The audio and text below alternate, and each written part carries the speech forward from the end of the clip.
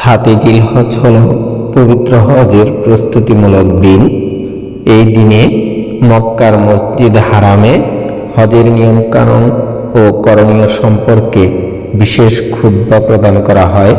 এছাড়া জিলহজ মাসের প্রথম 10 দিনের অংশ হিসেবে এই দিনে রোজা রাখা, বেশি বেশি নফল ইবাদত করা এবং তাকবীরে তাশরিক পড়ার বিশেষ ফজিলত রয়েছে। জিলহজের প্রথম 9 দিন রোজা রাখা অত্যন্ত সওয়াবের কাজ। 9 জিলহজ ফজর থেকে 13 জিলহজ আসর পর্যন্ত প্রত্যেক ফরজ নামাজের পর সশব্দে তাকবীর পাঠ করা ওয়াজিব। 7 জিলহজ থেকেও ব্যক্তিগতভাবে ইবাদতের অংশ হিসেবে তাকবীর ও জিকির করা যায়।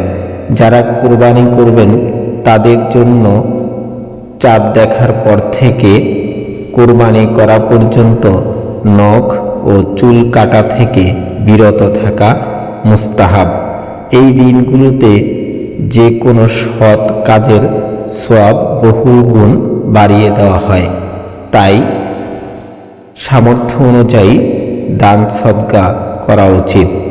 যারা এই বছর হজে অংশগ্রহণ করছেন তাদের জন্য 7 জিলহজ মূলত মিনায় যাত্রার পূর্ব প্রস্তুতি ও ইহরামের নিয়ম কানুন মেনে চলার দিন।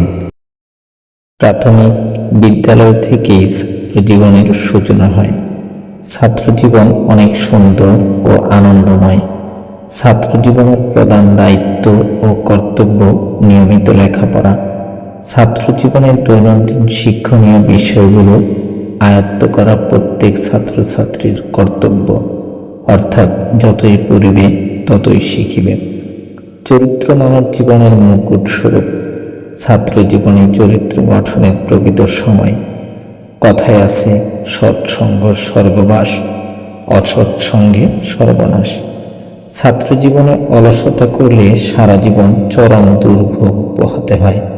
তাই জীবনকে সুন্দর ও সার্থক করতে হলে ছাত্র জীবনে অবশ্যই কঠোর পরিশ্রম করতে হবে, অর্থাৎ সময়ের কাজ সময় শেষ করতে হবে। ছাত্রছাত্রীরাই দেশের ভবিষ্যৎ, কর্ণধার ও আশা ভরসা।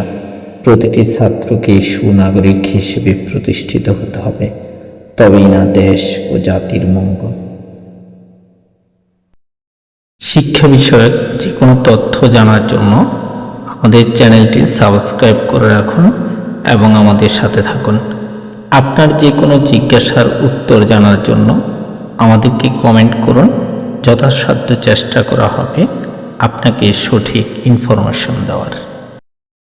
প্লে থেকে 10ম শ্রেণী পর্যন্ত স্কুল ও মাদ্রাসার যে কোনো বিষয়ের প্রশ্ন এবং প্রশ্নের সমাধান জানতে আমাদের চ্যানেলটি সাবস্ক্রাইব করে রাখুন এবং নিয়মিত চোখ রাখুন।